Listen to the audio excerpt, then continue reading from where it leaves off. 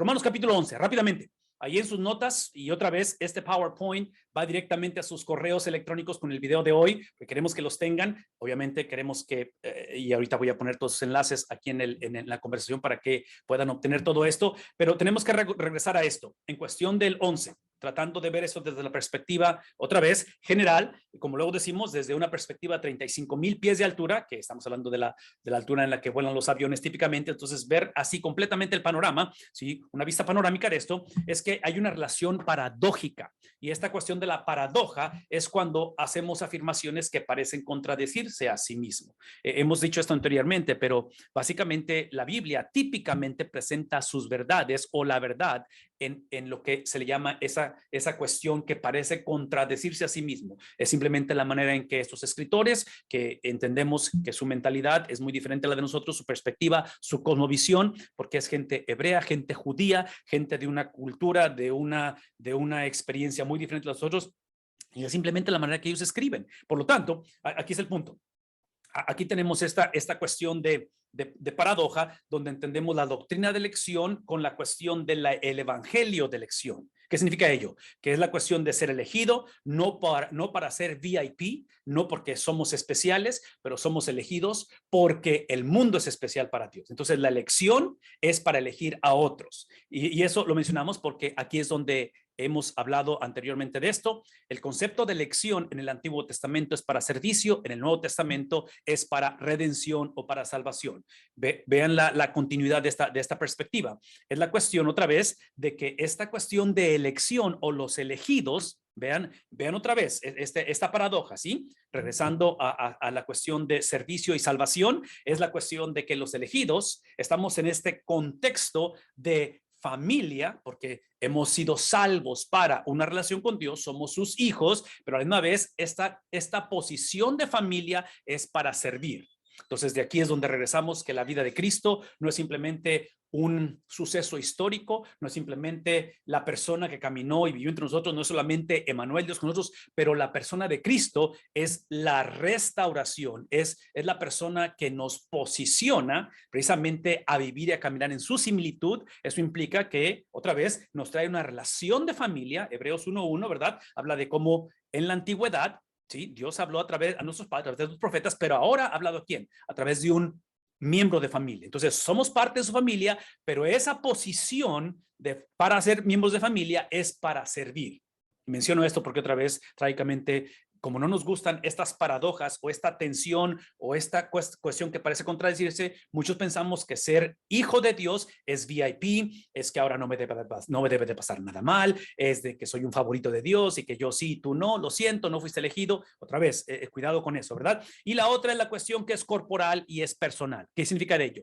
Que en la cuestión de la elección de Dios inicia de una manera personal. Tengo que personalmente, otra vez, tener ese encuentro con Cristo, pero ya que vine a ese encuentro con Cristo, fui salvo para pertenecer a una familia, fui salvo para que otros sean salvos. Entonces, por eso otra vez, la vida de servicio es simplemente el vehículo para que otros conozcan de Cristo. En cuestión del remanente judío, otra vez, hablando de la perspectiva de estos capítulos 9, 10 y 11, estamos en el 11 esta mañana, este remanente judío dentro de un contexto de incredulidad, porque esto lo hemos estado hablando, Dr. Bob lo enfatizó mucho la semana pasada, lo vamos a hablar otra vez ahorita porque es lo que habla el capítulo 11, es la cuestión de en el contexto judío o del remanente de esta nación de Israel, encontramos que Dios va a demandar que el pueblo tenga fe en la fidelidad del Mesías. Entonces la fe, vamos a ver a través de Romanos, la fe es simplemente el vehículo al objeto de la fe. Importante que es la fe, es importante el creer, ¿verdad? Porque otra vez no hay manera, si esta experiencia personal es la experiencia de depositar mi confianza en alguien, y ese alguien no puede ser yo, no puede ser mi persona, ese alguien no puede ser mi sinceridad o mi pasión o mi entrega o mi llamamiento. Sí, el objeto de mi fe es la fidelidad, en este caso del Mesías, y eso es lo que tiene que ver, eso es lo que creó esa separación entre el judaísmo o la nación de Israel, que cayó en idolatrar su fe. Ellos hicieron su fe el objeto de su fe. Ellos confiaron simplemente en en sus prácticas. En este caso, trágicamente, idolatraron la ley o idolatraron la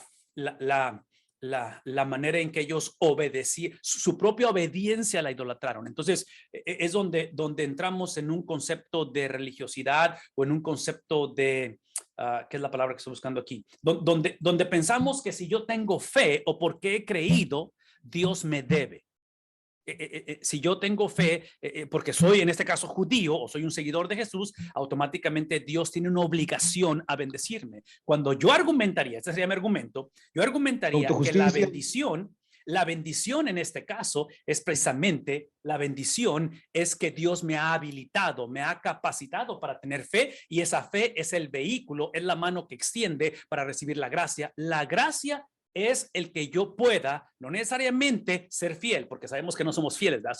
Nos caracteriza la infidelidad, inclusive este concepto de remanente. Esta es la historia de nosotros. O sea, la infidelidad de Israel es la historia de nosotros. No somos salvos porque somos fieles, somos salvos porque Cristo ha sido fiel. No sé si eso está claro.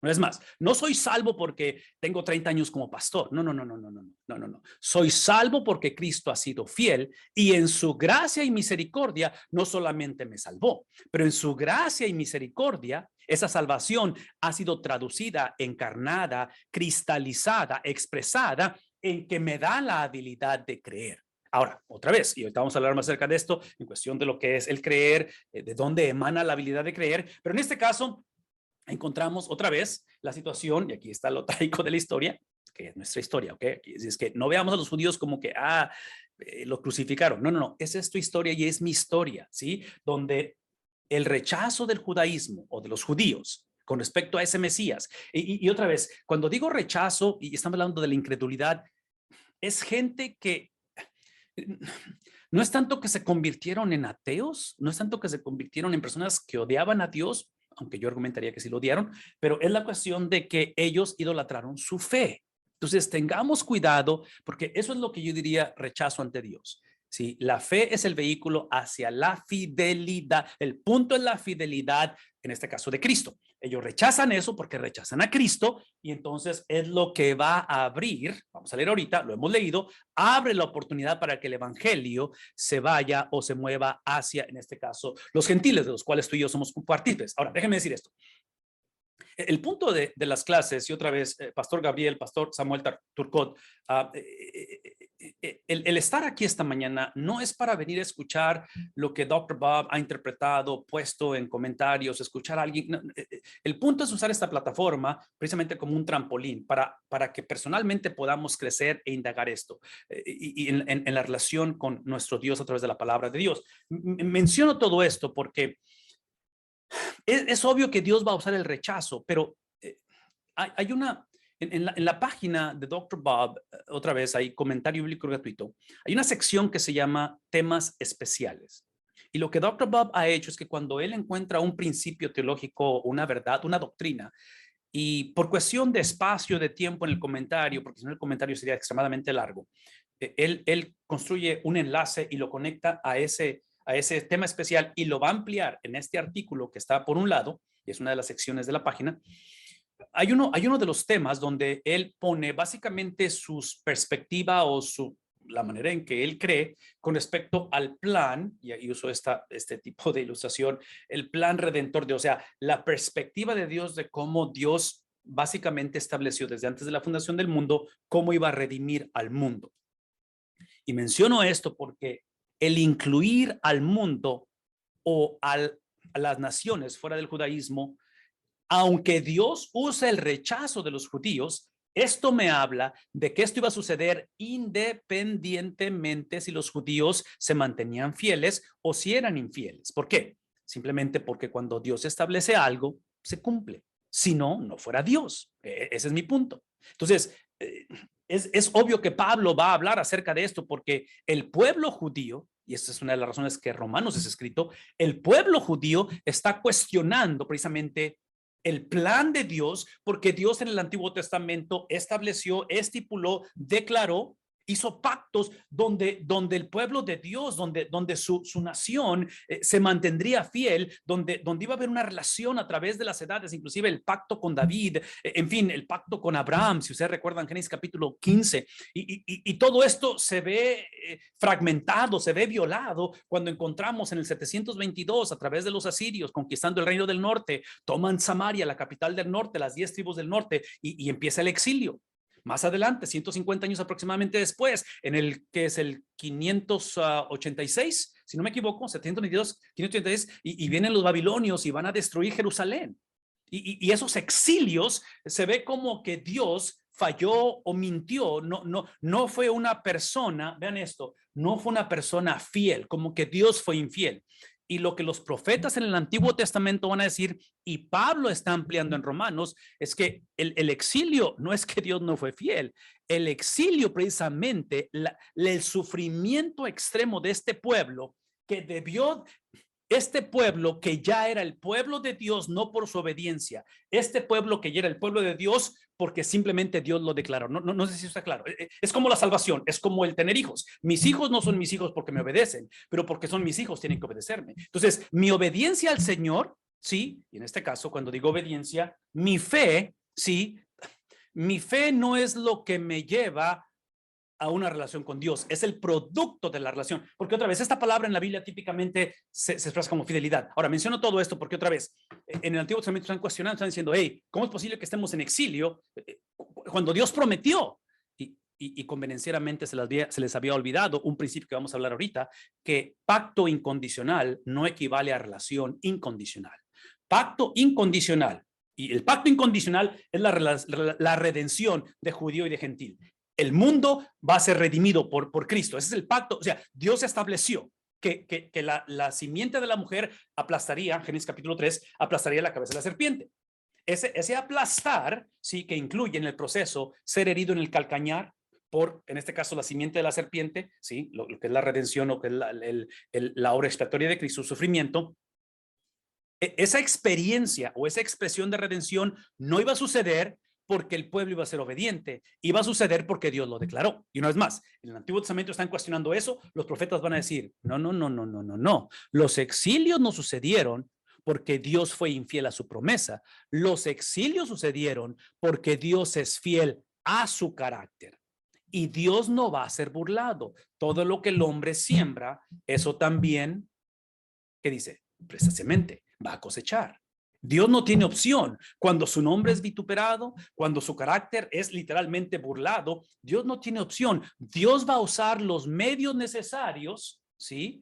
La misma incredulidad de su pueblo para llevar a cabo. Sí, ese es el punto. En Filipenses capítulo 2, el mismo apóstol Pablo, hablando a los filipenses, más o menos como el versículo que 10, 11, después de que habla de la mente de Cristo, ese proceso de humildad de Cristo, dice al final, y es que Dios le dio el nombre que es por sobre todo nombre, que en ese nombre, que es el nombre de Señor, toda rodilla se va a doblar y toda lengua va a confesar que Cristo es quien dice que Él es, que es el punto. El punto aquí es de que los exilios en el Antiguo Testamento, la explicación de Pablo que está dando es simplemente diciendo el sufrimiento que se causó el pueblo de Dios a sí mismo refleja el carácter de Dios, que Él no va a ser burlado, que sus planes siempre se llevan a cabo y que a raíz de ello, y aquí está el concepto de remanente, ¿verdad? Es lo que dijimos hace un momento, es donde entra este concepto, porque esta cuestión de remanente, que es el grupo pequeño que va a mantener fe en la fidelidad de Dios,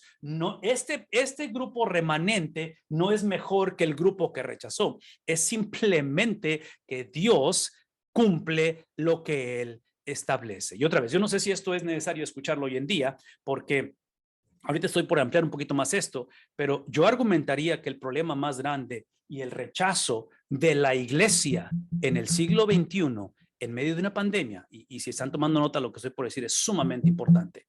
Yo argumento, esta es mi opinión completamente personal. Aquí no estoy hablando en nombre de Dr. Bob o de nadie más, inclusive no estoy hablando en nombre de la Biblia, estoy simplemente dando mi perspectiva, que el rechazo de la iglesia de hoy en día, la manera en que la iglesia rechaza hoy en día el evangelio es cuando pensamos que nuestra salvación está basada en mi fidelidad. Cuando yo empiezo conmigo mismo, mi historia, quién fue mi papá, mi experiencia cuando tenía 14 años, cómo acepté a Cristo, cuando eso se convierte en el epicentro de mi salvación, estamos en problemas serios, porque el epicentro de la salvación es exclusivamente la fidelidad de Cristo, es el testimonio de Cristo, es la infancia de Cristo, es la juventud de Cristo, es la vida de adulto de Cristo, es la teología de Cristo, es la doctrina de Cristo, es la persona de Cristo, es la muerte de Cristo, es la resurrección de Cristo, es literalmente, esa es la salvación. En otras palabras, vean lo que voy a decir. La razón que tú y yo esta mañana somos salvos, para los que no son salvos pueden ser salvos, y para los que tenemos la seguridad y tenemos la garantía, la certeza de que vamos a morar con él eternamente. Vean lo que voy a decir. La garantía y la certeza de nuestra salvación es de que Cristo Jesús esta mañana está en el cielo ante el Padre intercediendo por nosotros. Esa es la razón por la cual somos salvos. De ahí en fuera, no hay otra razón por qué soy salvo.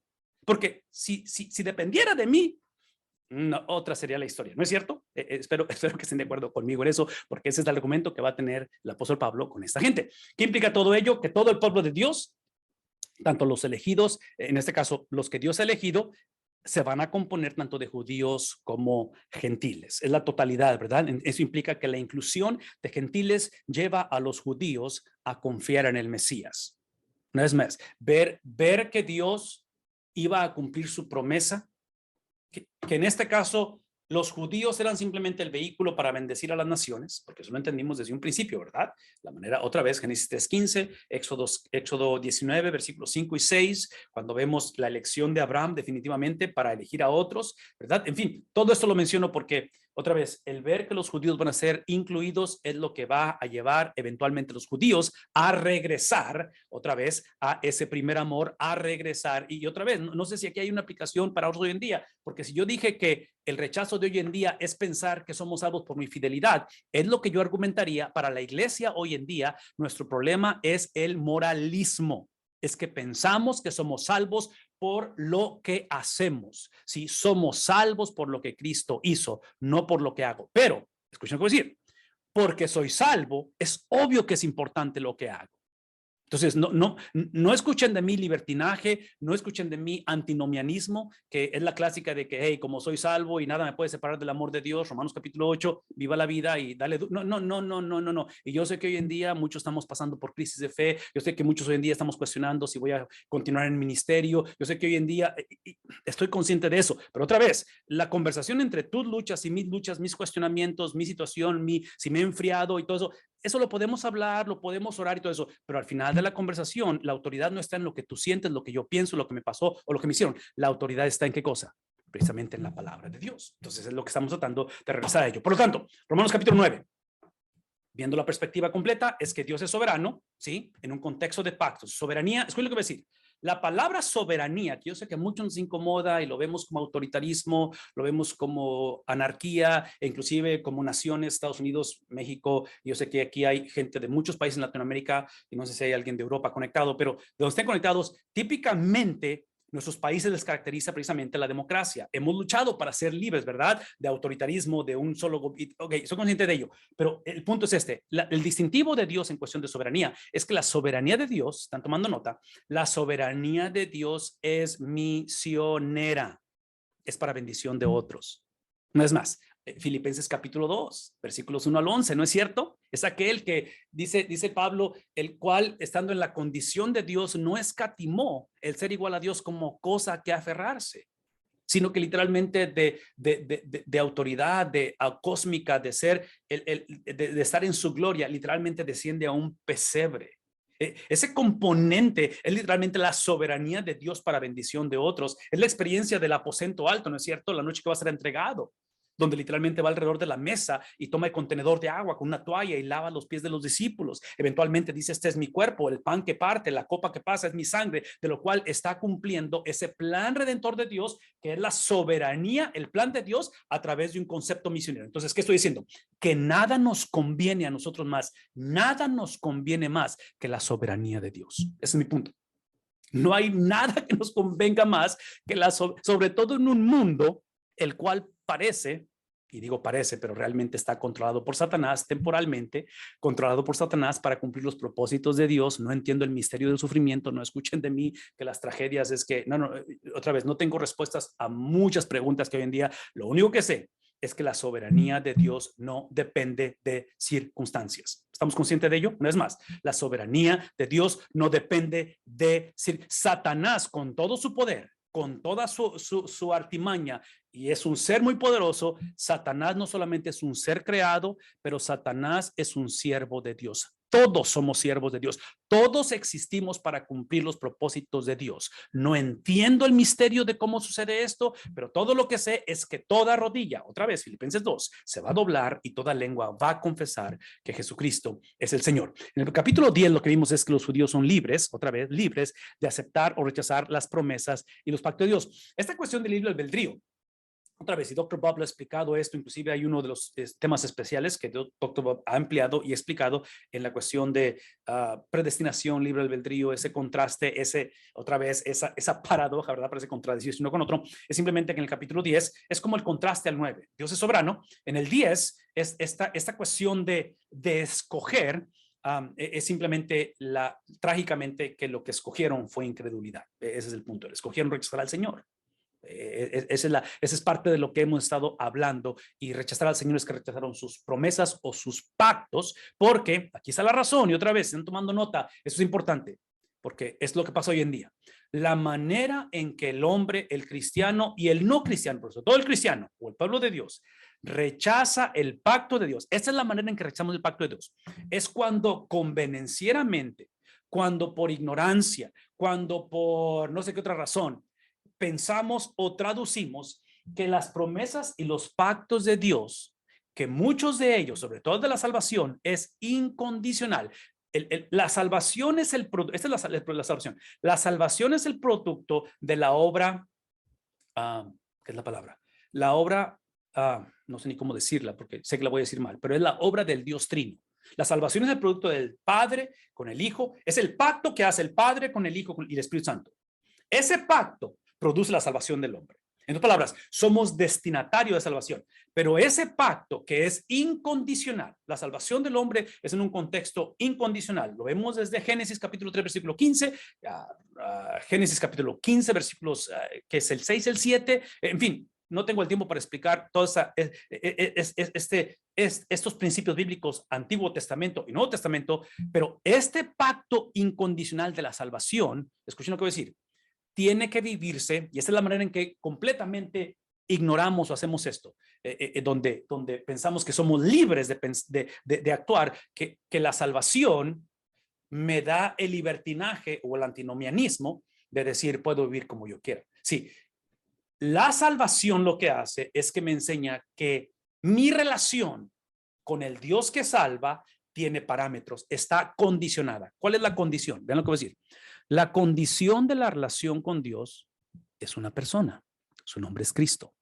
Porque Cristo es el cumplimiento de la ley. Sí, somos salvos para la ley, somos salvos para la Biblia, somos salvos para obedecer la Biblia, pero la obedecemos a través de la obediencia de Cristo.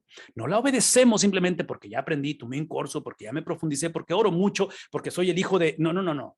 Obedecemos no porque tenemos, obedecemos porque podemos, ¿verdad? O sea, el ser sellados con su espíritu es el empoderamiento, donde ahora, dice el salmista, es más dulce que la miel, donde no veo la palabra de Dios como que tengo que obedecer, ahora es porque puedo obedecerla. Entonces, una vez más, es el contraste de, ok, ese pacto incondicional tiene que producir una relación condicional. Una vez más, pacto incondicional produce una relación. Trágicamente, lo que van a hacer en el capítulo 10 es que van a pensar que pacto incondicional es relación incondicional. Piensan que pueden hacer lo que quieren. No, nunca ha funcionado, no va a suceder. Y en el capítulo 11 lo que encontramos es esto, y este es extremadamente importante, aquí está el evangelio, es que Dios es leal a su pacto en un contexto de deslealtad. ¿Está bien escrito eso? Yo nomás lo traduje, espero que esté bien escrito, pero es la lealtad o la fidelidad de Dios se lleva a cabo en un contexto de infidelidad. Aquí es donde encontramos otra vez que la infidelidad del pueblo de Dios se convierte en la oportunidad o el vehículo. Vean lo que voy a decir. La infidelidad de los judíos es el vehículo para redención de los gentiles. ¿Por qué? Vean lo que voy a decir. No tanto porque Dios se glorifica en la infidelidad de su pueblo, es porque Dios va a cumplir lo que él prometió, que es el evangelio de las naciones, independientemente si su pueblo es fiel o no. No sé si eso está claro. No es más, Dios va a hacer lo que él prometió hacer conmigo o sin mí. Es obvio que me conviene ser parte del plan de Dios. Me conviene entender que si Él me ha redimido, que si soy parte de su pueblo, soy parte de su pueblo. Esto es lo que significa ser parte del pueblo de Dios. Significa que ahora el plan redentor de Dios, lo que Él estableció desde antes de la fundación del mundo, esa es mi misión. La misión de Cristo es mi misión. La mente de Cristo es mi mente. El sentir de Cristo es mi sentir. La pasión de Cristo es mi pasión. No sé si eso está claro. Entonces, trágicamente, eso va a ser violado y el resto lo conocemos. Digo entonces, el apóstol Pablo transicionando después de 2 capítulos, 9 y 10, la pregunta es, o el comentario es, digo entonces, ¿acaso ha desechado Dios a su pueblo? Otra vez, piensen en exilios, 722, asirios, a lo que es Samaria, capital del Reino del Norte, 586 babilonios a Jerusalén, van a destruir el templo. ¿Acaso Dios ha rechazado a su pueblo? Y él automáticamente se contesta a sí mismo y dice, de ningún modo. Y esa es la razón, que aún en medio de un judaísmo completamente desviado, de un judaísmo donde han tomado su elección como si fuera una insignia, como si fuera, hey, o sea, observa cómo yo soy parte del equipo, traigo la camiseta correcta, porque eso es lo que hicieron, ¿verdad? O sea, vieron el pacto incondicional de Dios como una relación incondicional con Dios. No, dice el apóstol Pablo, porque yo también soy israelita. Otra vez, vayan conmigo a Filipenses capítulo 3, donde empieza a delinear su currículum vital, ¿verdad? Donde habla de la tribu de Benjamín y todo eso, hebreo de hebreos, todo eso. Yo soy eso y soy descendiente de Abraham, de la tribu de Benjamín. Sí, es que yo soy parte de ese entendimiento de que el yo ser aceptado por Dios o ser parte del pueblo de Dios no es porque soy judío, es aún por mi judaísmo, aún Dios me escogió a mí. ¿Qué es el punto aquí? De que Israel rechazó a Dios, otra vez por su desobediencia, ¿verdad? Nuestros pecados, y aquí está el principio de los padres de la iglesia, y esa es parte de la razón por qué Dios rechaza, en este caso, Israel. Porque Israel, ven lo que voy a decir, Israel, y aquí va a sonar como trabalenguas esto, ¿verdad? Israel pensó que sus pecados lo hacían pecador. Por favor, yo sé que están escribiendo, pero lo que estoy por decir es sumamente importante. Es el problema del pueblo de Dios. Idolatraron tanto su fe en lugar de adorar el objeto de la fe. Pensaron que el ser escogidos era para VIP en lugar de ser literalmente los misioneros de Dios. Confundieron pacto incondicional con relación incondicional. No, pacto incondicional con relación condicional. La condición del pacto, vean lo que voy a decir, la condición del pacto es obediencia a mí, dice el Señor, es consagración a mí, es santidad a Dios, ¿verdad? Sin la cual nadie verá al Señor. Entonces, confunden todo eso, que termina con esto que estamos poniendo aquí, donde ellos trágicamente piensan que sus pecados de Israel los hacen pecadores, cuando realmente es a la inversa. Es porque somos pecadores que pecamos. El problema del ser humano no es su conducta, el problema del ser humano es su esencia, es su corazón. Es de que literalmente nacemos siendo enemigos de Dios, de que por naturaleza idolatramos nuestra persona. Por naturaleza somos amadores de nosotros mismos. Ahora, otra vez, todo esto lo estoy mencionando porque esa es parte o es la razón que Israel va a ser rechazado. De tal manera que, vean lo que vamos a encontrar aquí, Dios no ha no ha desechado a su pueblo, versículo 2, al cual conoció con anterioridad. Y aquí es donde hace una pregunta, o no saben lo que dice la escritura, y otra vez regresando porque esto lo ha enfatizado Dr. Bob, donde Pablo está tomando estas verdades centrales de la palabra de Dios, que la Biblia de ellos es el Antiguo Testamento, y las está reintroduciendo, las está modificando, ¿verdad? Lo que nos ha incomodado a veces pensar en esto, que Pablo toma la inspiración de la Biblia, del Antiguo Testamento, y lo va, porque él está inspirado, lo va a reintroducir con un énfasis en este caso para el pueblo de Dios o para la iglesia en el Nuevo Testamento. De manera que dice, Nuevo Testamento, o no saben lo que dice la Escritura en el pasaje sobre Elías, cómo suplica a Dios contra Israel. Entonces, otra vez, aquí está, Dios no ha desechado a su pueblo al cual conoció con anterioridad. Y otra vez, yo regreso al punto de que el pueblo de Dios no era el pueblo de Dios porque obedecieron. El pueblo de Dios era el pueblo de Dios porque Dios lo declaró. Pero porque era el pueblo de Dios, debieron de haber obedecido. Trágicamente, no fue el caso. Señor, han dado muerte a tus profetas, han derribado, ese es Elías hablando, han derribado tus altares y solo yo he quedado y atentan contra mi vida. Está regresándose, que es el primer libro de Reyes, si no me equivoco, ¿verdad? Donde está regresando el apóstol Pablo a traer esta referencia para hacer el énfasis de cómo Dios no ha rechazado a su pueblo, porque ellos piensan, vean lo que voy a decir, ellos piensan que han sido rechazados, y otra vez, este es un principio sumamente importante. Ellos piensan que han sido rechazados porque están viendo las consecuencias de su desobediencia o su incredulidad, pero el problema no son las consecuencias de su incredulidad. El problema es que el pueblo de Israel no se hace responsable por su incredulidad. Por eso, y eso es lo que causa esta confusión, porque ellos piensan que sus pecados los hacen pecadores. Sí, no. La elección de Dios lo que expone no es un mejor futuro, lo cual está incluido. La elección de Dios primero expone la condición deplorable del ser humano. No sé si está claro. Porque siempre, si introducimos el evangelio simplemente como con calles de oro y mar de cristal, estamos predicando un evangelio de la prosperidad, un evangelio de moralismo, un evangelio de que todos somos buenos, simplemente Dios te hace mejor. No. Todos somos enemigos de Dios. Y lo que Dios hace a través de la obra expiatoria de Cristo es que nos trae de muerte a vida, nos trae de tinieblas a luz, nos trae de enemigos de Dios a literalmente ser hijos de Dios. Entonces menciono todo esto porque otra vez, aquí es donde está hablando acerca de cómo él conoció a este pueblo con anterioridad, y otra vez explica otra vez cómo Elías está explicando la condición que está viviendo, pero ¿qué le dice la respuesta divina a esto que está diciendo Elías, a esta realidad, a esta situación de la cual Elías está dependiendo de lo que está pasando a su alrededor? Y dice, me he reservado, esto es manera en que Dios responde, me he reservado 7,000 hombres.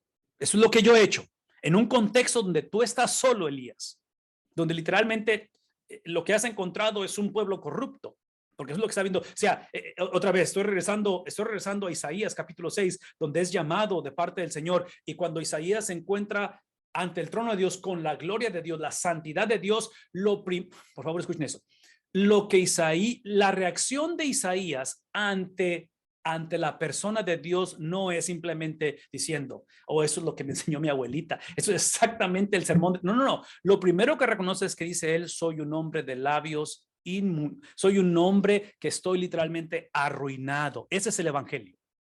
El evangelio es reconocer que literalmente somos enemigos de Dios. Ahora, menciono todo esto porque otra vez, la manera en que responde él en un contexto donde Elías está dependiendo de lo que ve, y es una realidad, incredulidad, donde Isaías dice en el capítulo 6, vivo en una cultura, con una generación de gente con corazón, con labios inmunes, dice, me he reservado, Dios hablando, 7,000 hombres que no han doblado la rodilla a Baal.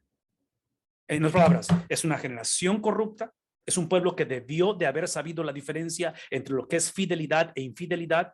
Debió de haber entendido que el pacto que hice con ellos no es para que vivieran como ellos querían, es para que vivieran exclusivamente para mí, para que fueran el vehículo, para que fueran mi aroma, mi presencia, el cumplimiento de las promesas, la redención del mundo. El enfoque se hizo hacia adentro, se hizo interno, se hizo egocéntrico, y en medio de todo eso, que es lo que Elías está encontrando, me explica, y se siente él completamente solo, Dios dice, en medio de todo eso, yo he escogido, una vez más, Dios interviniendo, Dios cumpliendo, Dios llevando a cabo su soberanía, que he reservado 7,000 hombres para mí.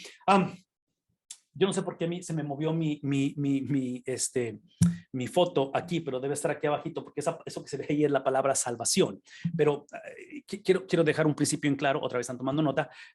La salvación yo la veo como una experiencia tripartita, como un tripié, y es lo que la foto trata de representar, un tripié, porque es la experiencia, y otra vez, piensen nada más de una imagen en cuestión de salvación, es la experiencia, la primer pata sería la elección, es literalmente esa expresión o esa experiencia que llamamos de imputar, de acreditar una transacción legal que es doble, mi pecado puesto en Cristo, su justicia, su perfección dada a mí.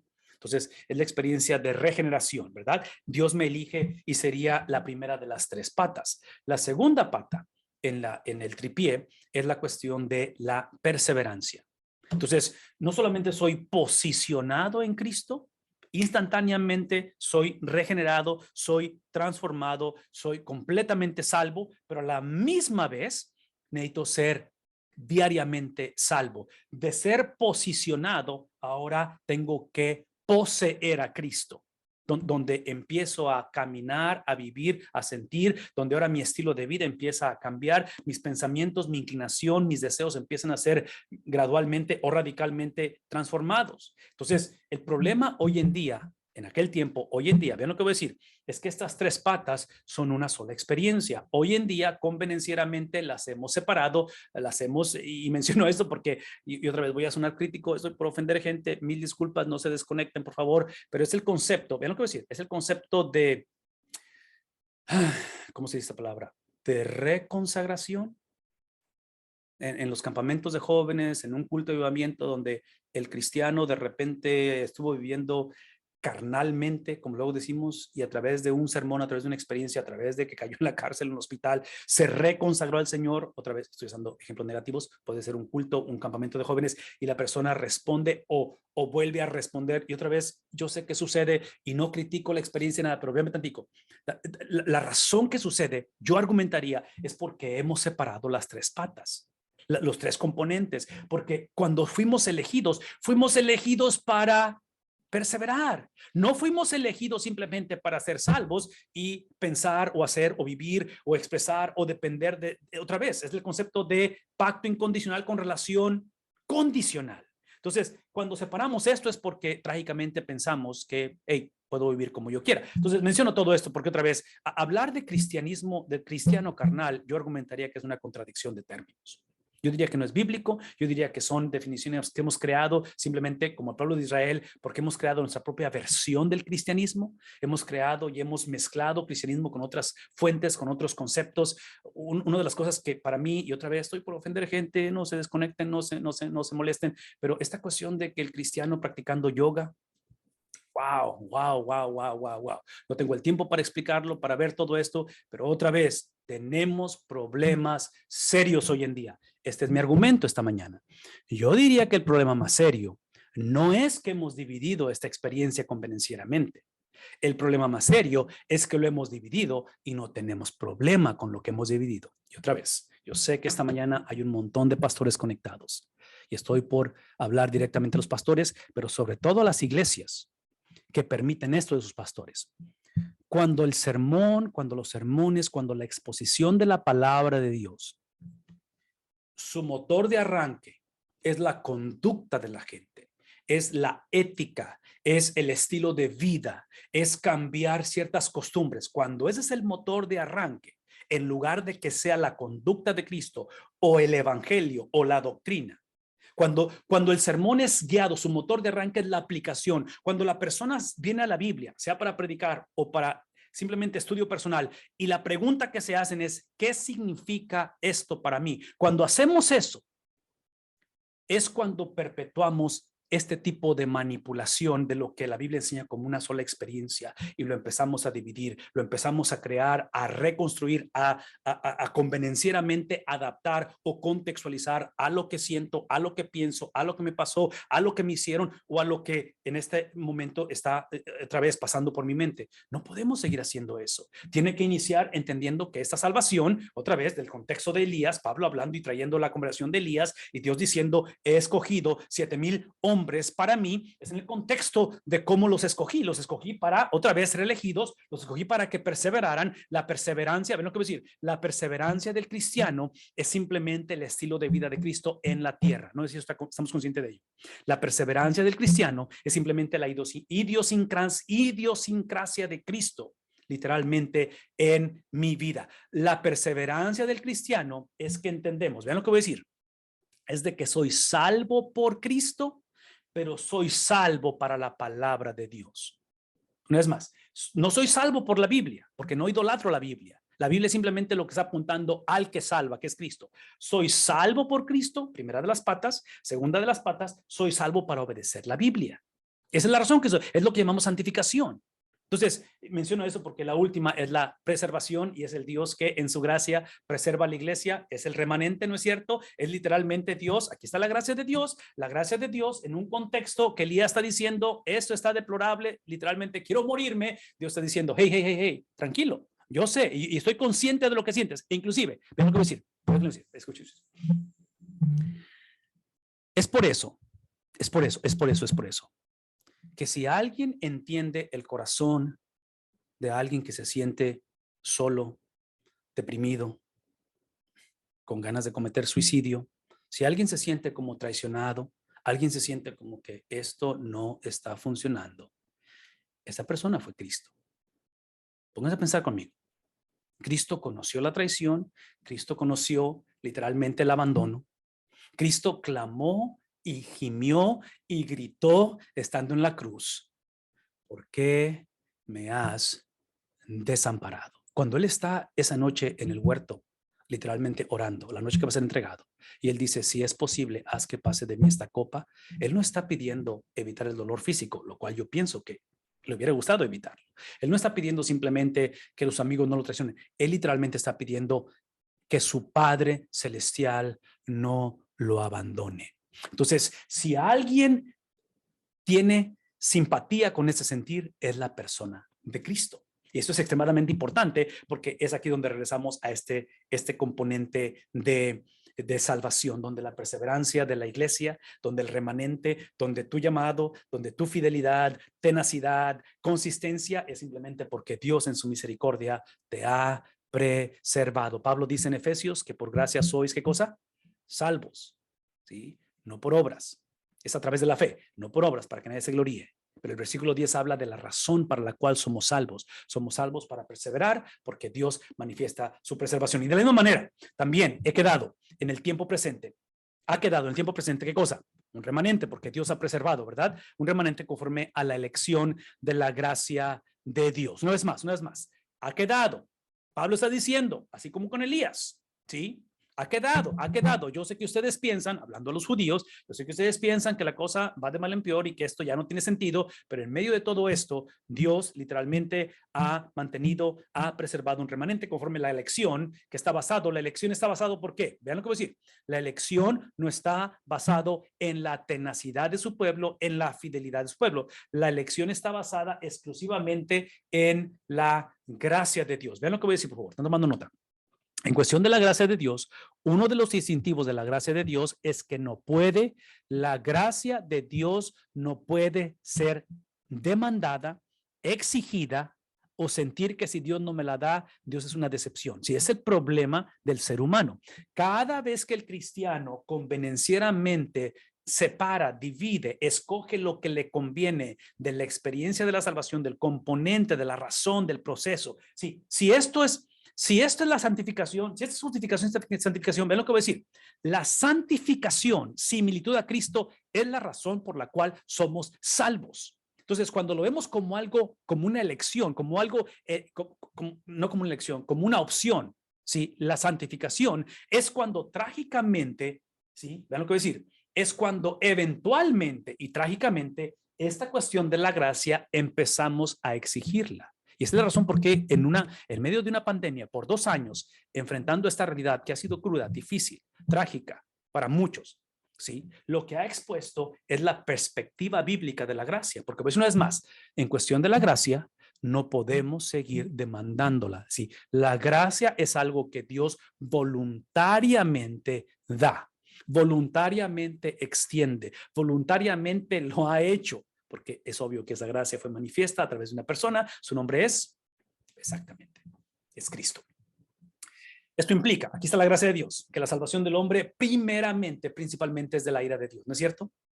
No es más, somos salvos primeramente de Dios.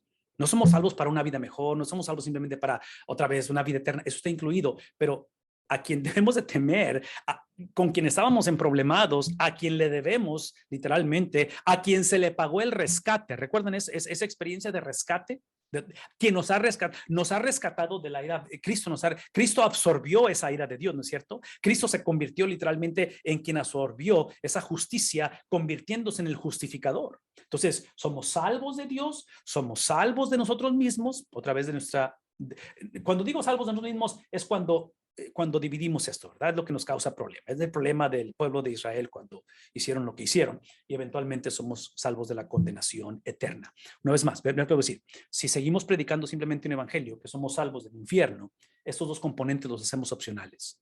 Simplemente Dios se convierte, no sé, en una persona, en un abuelito que es muy bueno, que simplemente todo me perdona y que se hace de la vista gorda y que realmente no va a mandar nada del infierno, ¿verdad? Es donde caemos en el moralismo. ¿Por qué? Porque el punto literalmente, ese es el punto de la salvación. Muchos decimos, es simplemente evitar esto y hundir al cielo. No, no, no, no, no. El punto de la salvación es literalmente, una vez más, es caminar en similitud a Cristo para expandir la fama del Dios que cumple sus propósitos aún en medio de un pueblo que es infiel. La salvación es la doble transacción legal, no tiene nada que ver con conducta, no tiene nada que ver con sentimientos, no tiene nada con la idiosincrasia de la persona, es simplemente la doble transacción legal de un Cristo que toma mi lugar ese viernes, por lo tanto mi pecado es puesto en él. ¿Sí? Entonces la muerte que Cristo muere es una muerte justa. Pues no es más, la muerte que Cristo muere es una muerte justa, no porque él cometió pecado, pero porque él se responsabilizó de mi pecado. No es más, la muerte que Cristo muere no es una muerte injusta, es justa porque Cristo absorbió, se responsabilizó. Yo legalmente le transferí a él mi vergüenza, mi pecado. Ese es el punto. Ese viernes, porque esa es la salvación, ese viernes Cristo se convierte en la acumulación y en la expresión más obscena, más grotesca, más, no sé qué otra palabra describir, pero captámosle de verdad, de lo que es pecado. Es lo que Cristo se convierte ese viernes, porque Él tomó nuestro lugar. Pero el domingo, eso es parte de la salvación.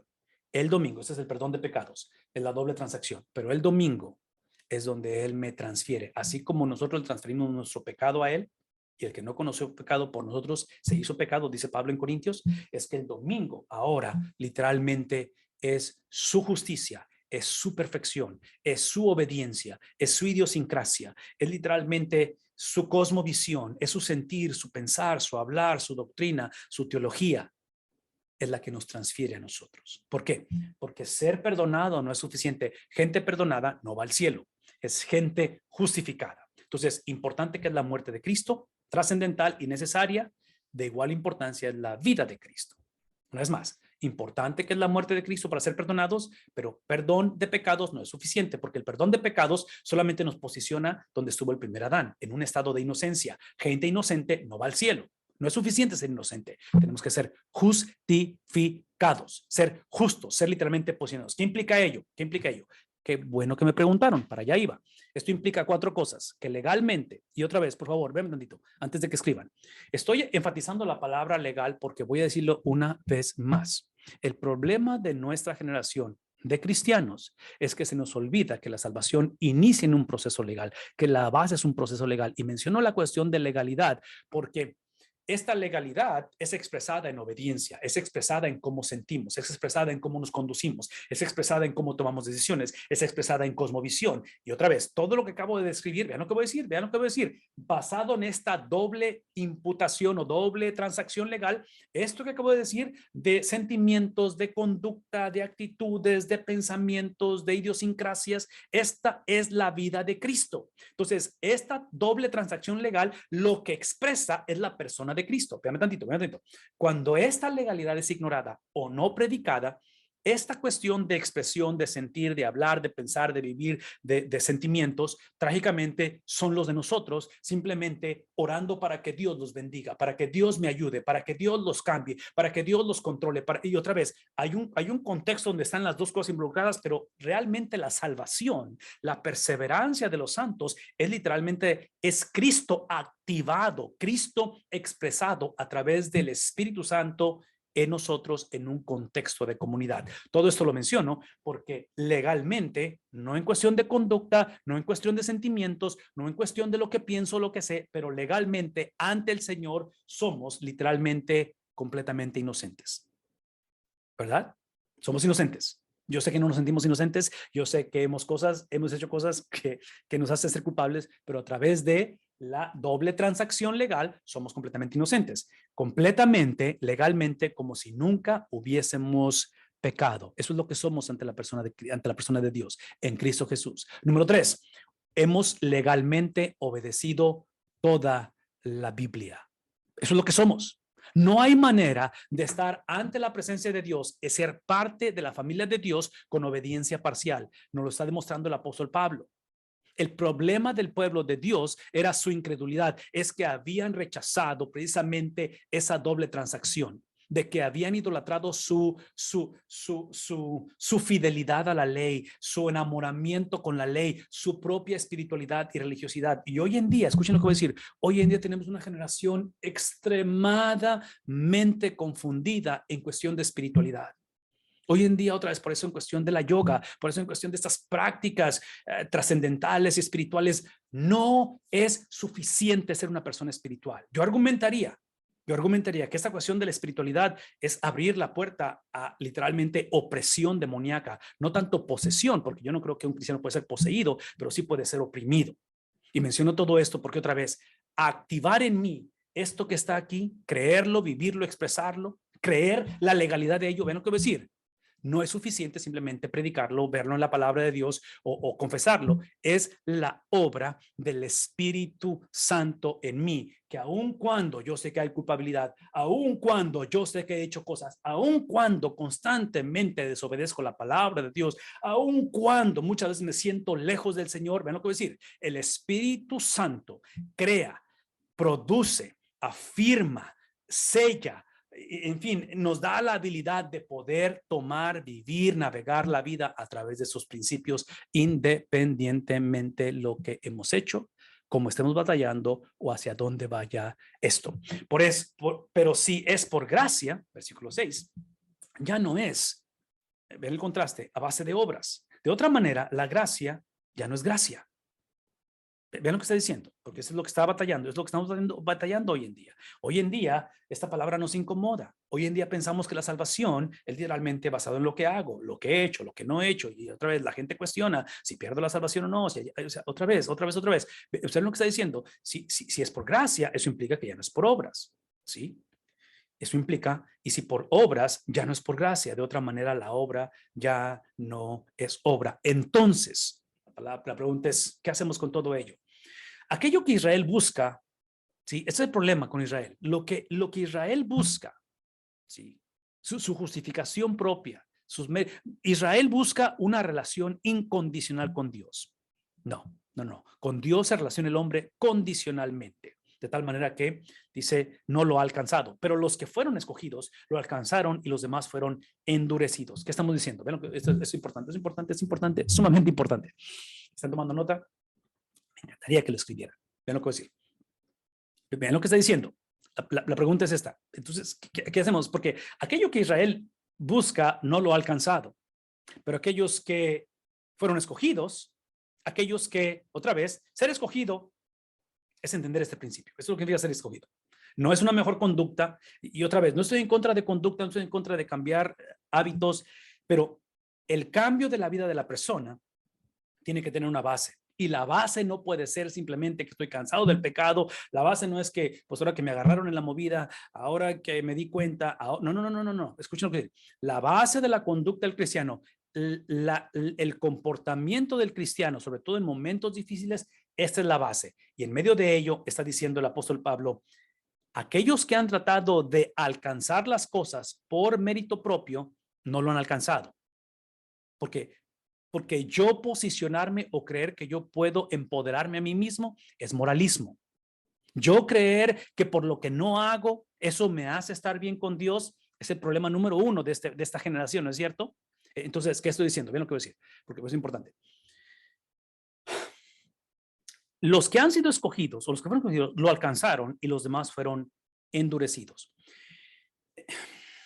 La perspectiva bíblica es de que la predicación, la vida cristiana, y digo predicación por lo que tenemos el privilegio de exponer la palabra de Dios, de enseñarla, todos tenemos el privilegio de poder encontrarnos con ella, pero tiene que iniciar con la doctrina, no puede iniciar con disciplina, no puede iniciar, sí, otra vez, la predicación del evangelio, mañana que es domingo, el motor de arranque del sermón de mañana no puede ser el cambio de las vidas de las personas. No puede ser de que la juventud o que ahora en su vejez y que los que están por divorciar, eso es importante y todo eso es necesario. Pero ven lo que voy a decir.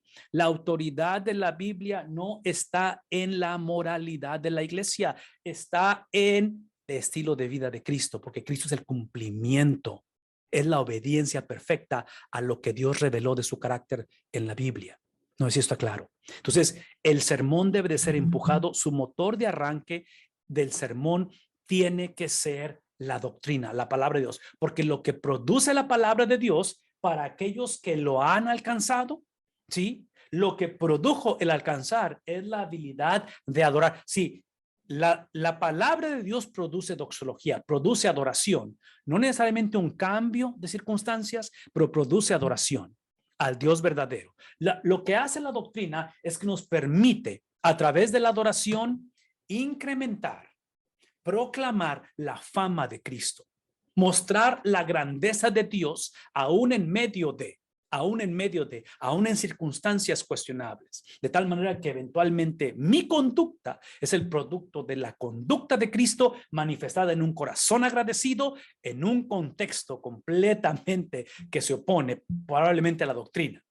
No, mi conducta, mi disciplina debe de ejercerse no porque la cosa ha cambiado, pero porque yo he cambiado. Ahora, menciono todo esto porque trágicamente hoy en día tenemos una generación, una iglesia que ha invertido papeles. Hoy en día, literalmente la gente escoge iglesias basado en costumbres, basado en preferencias personales.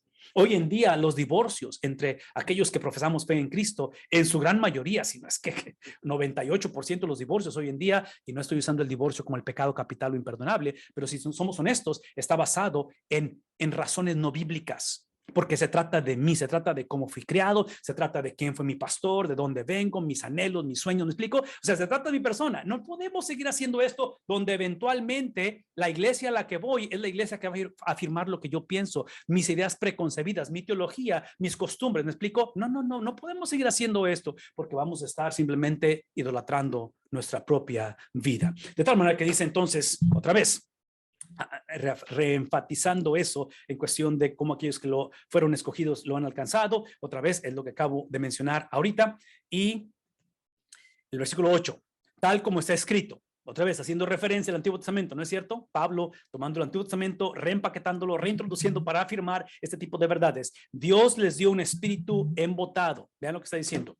Dios les dio un espíritu embotado, de tal manera que ojos con que no ven y oídos con que no oyen hasta el día de hoy. Esa es la referencia que va a hablar, o sea, porque Dios ha otra vez creado esto en ellos, de Isaías 29:10, Isaías 6, hace referencia a este pasaje hace rato, que la santidad lo que hace, la santidad de Dios, ¿qué es lo que expone el pecado del hombre? Otra vez, esto que están viendo aquí no es un problema de conducta, es un problema de esencia.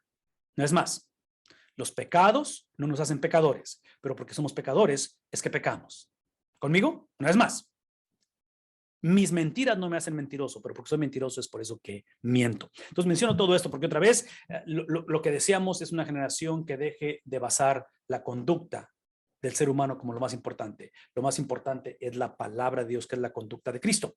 Y David dice, versículo 9, su banquete se convierta en lazo y en trampa y en piedra de tropiezo y en retribución para ellos. Otra vez está mencionando el Antiguo Testamento.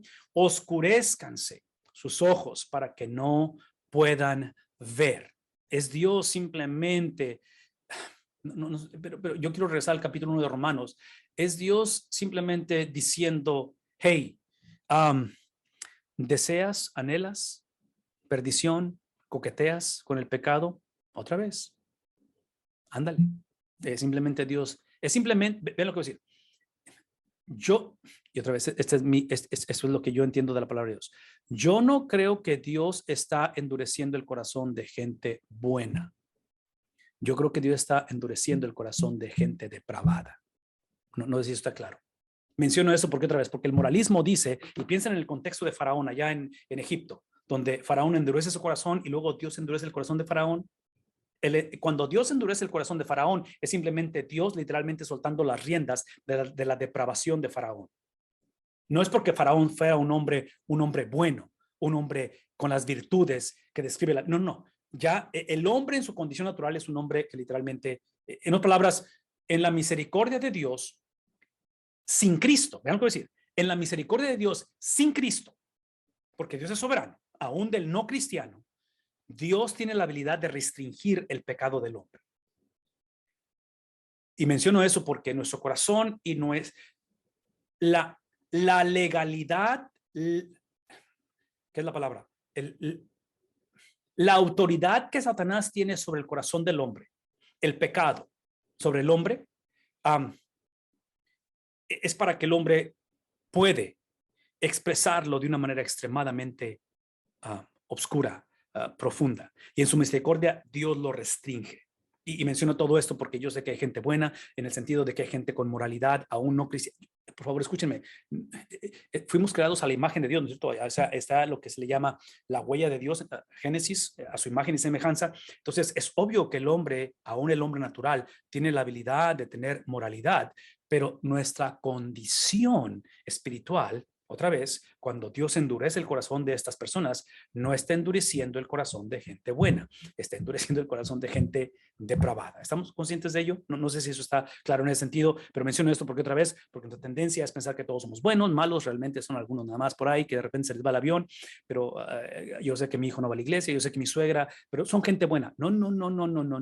Por cuanto todos pecamos y estamos, ¿qué cosa? Destituidos. Yo argumentaría esto. La gente que más está en peligro en cuestión de este endurecimiento, de decir Dios, ok, haz lo que tú quieres. Entonces, la gente que está en más peligro de ello, yo argumentaría, es la gente que creció en la iglesia, que su motor de arranque es la moralidad o las disciplinas y que no han entendido o no se han encontrado con el Dios de la Biblia. Y trágicamente, por favor, una vez más, pastores, trágicamente esto que acabo de describir está sucediendo domingo tras domingo porque estamos predicando sermones de moralidad. Estamos predicando sermones que su motor de arranque es la disciplina, es lo que necesitamos orar, lo que necesitamos diezmar, necesitamos regresar a la iglesia. Y otra vez, suena sarcástico, y es importante orar, es importante diezmar, es importante la iglesia, pero la base de estas prácticas no puede ser simplemente porque es lo correcto por hacer. La base de esto tiene que ser la palabra de Dios. Entonces, el sermón tiene que ser la palabra de Dios cada domingo. En la preparación de un sermón tiene que ser la palabra de Dios leída, explicada y aplicada. Son tres cosas. Tiene que ser leída, tiene que ser explicada y tiene que ser aplicada. Menciono todo esto porque otra vez, hoy en día típicamente los sermones están simplemente siendo aplicados, porque eso es lo que significa para nosotros la Biblia. No podemos seguir haciendo eso porque volvemos a caer en este tipo de problemas. Al final, Pablo está diciendo, este rechazo, este endurecimiento, es Dios dejando que se entreguen a sus pasiones, es lo que Dios va a usar como vehículo para la receptividad de los gentiles. La salvación de los gentiles, entonces, por eso es que Pablo va a decir lo siguiente, es aquí donde él va a explicar y va a afirmar esto, y va a decir, digo entonces, como conclusión, lo cual es el capítulo 11, es hasta el 16, como todo predicador dice, ya voy a acabar, pero no va a acabar, todavía falta mucho por predicar. Dice, digo entonces, ¿acaso tropezaron para caer? De ningún modo. Está contestándose a sí mismo, ¿verdad? Pero por su transgresión ha venido la salvación a los gentiles para causarles celos. ¿Qué está diciendo? Simplemente está diciendo lo siguiente, que el capítulo 11, versículos 1 al 10, no todo Israel ha sido rechazado. Hablamos del remanente. Versículos 11 al 24, el rechazo, vean esto, no fue permanente. Esa es la historia de muchos de nosotros, ¿verdad? O sea, creímos, nos enfriamos, hemos regresado y muchos hoy en día se encuentran, una vez, vean lo que voy a decir, muchos hoy en día se encuentran en esta cuestión de rechazo, de incredulidad, de batallar, de dudar. Vean lo que voy a decir. Trágicamente, muchos cristianos que son cristianos y están batallando hoy en día, por su falta de entrega, de consagración al Señor, piensan que han perdido la salvación, porque la han basado en conducta. La salvación está basada en la conducta de Cristo, independientemente de lo que hagamos. ¿Me entiendes? Pero porque está basada en la conducta de Cristo, lo que hago tiene que ser lo que hizo Cristo. Suena como trabalenguas otra vez, ¿verdad? Suena un poquito, voy a decir una vez más. Muchos piensan que han perdido la salvación por lo que están haciendo, porque no están yendo a la iglesia, porque bla, bla, bla, lo que hicieron, otra vez. Y no minimizo lo que ha pasado, ni lo que te hicieron, ni lo que has hecho. Pero la salvación de tu alma depende exclusivamente de la conducta de Cristo. Pero esa conducta de Cristo no implica libertinaje o antinomianismo, de que puedo hacer lo que yo quiera. Vean lo que voy a decir. La conducta de Cristo en la vida del cristiano no es la evidencia de que soy cristiano. La conducta de Cristo en la vida del cristiano, la fidelidad del cristiano es el resultado de la conducta de Cristo. Menciono todo esto porque no es evidencia del resultado. Cuando hablo de resultado es que es lo más natural que sucede. Por eso cuando hablamos de perseverancia, la perseverancia del cristiano no es la evidencia que somos salvos. La perseverancia es la razón por la que fuimos salvos. Fuimos salvos para perseverar. No sé si eso está claro. Ok. Otra vez, los sentidos van a ser incluidos. Esto es importante. Esto que está aquí es sumamente importante. ¿Acaso tropezaron para caer? De ningún modo, dice él, pero por su transgresión, otra vez, por el tropiezo, ha venido la salvación a los gentiles. Esto nos habla de la universalidad del evangelio, no universalismo, ¿verdad? Universalismo es que todos van a ser salvos. No, no, no, no, no. Es que el evangelio es para todo aquel que cree, ¿verdad?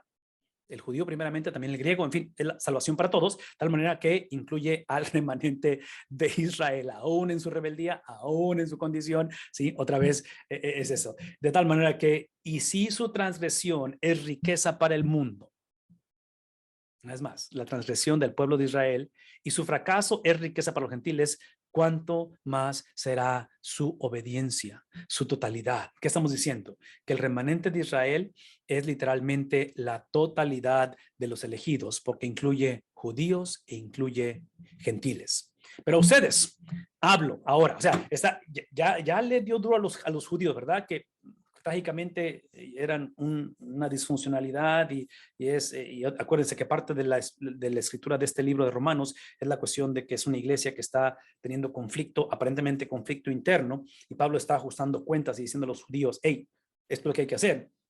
Ahora los gentiles. Pero ustedes saben los gentiles. Entonces, basado en lo que hemos explicado, puesto que yo soy, ¿quién soy yo? Soy el apóstol de los gentiles, lo cual suena como una contradicción de términos porque hablar de un judío que tenga pasión por los gentiles es literalmente inconcebible. Y yo sé que conocemos y sabemos del prejuicio racial que hay por todos lados y es una realidad, pero el prejuicio que tenían entre ellos, el conflicto racial, no se compara nada en lo que conocemos hoy en día. Era un odio que había entre ellos, entre judío y gentil. Y Pablo dice, irónicamente, siendo Mr. Judío, el señor judío, ¿verdad? Acuérdense de ese resumen que pone a él, que hebreo de hebreos, circuncisión en el 8º día, Filipenses capítulo 3, y habla acerca de todo eso. Dice Pablo, fui llamado para los gentiles y yo honro mi ministerio. Si en alguna manera puedo causar celos, ¿a quién? A mis hermanos judíos, aquellos que se creen VIP, aquellos que piensan que el pacto incondicional es una relación incondicional, y salvar a algunos de ellos. ¿Sí? Otra vez, vean lo que voy a decir. Si de alguna manera puedo crear celos y salvar, o sea, aun cuando fui llamado para ser el apóstol de los gentiles, ¿sí? Mi pasión es por mi gente. Sigo amando a mi gente, porque por ahí vino la promesa, ¿no es cierto? Tal manera que dice, quiero que se salven algunos de ellos. Otra vez, ¿qué es la salvación? La soberanía de Dios, entendiendo que la salvación es una persona. Una vez más, la salvación es una persona, el cielo es una persona. La salvación no es el mejoramiento o la mejoría de mi condición, no es que mi familia ahora, no, la salvación es una persona, ¿verdad?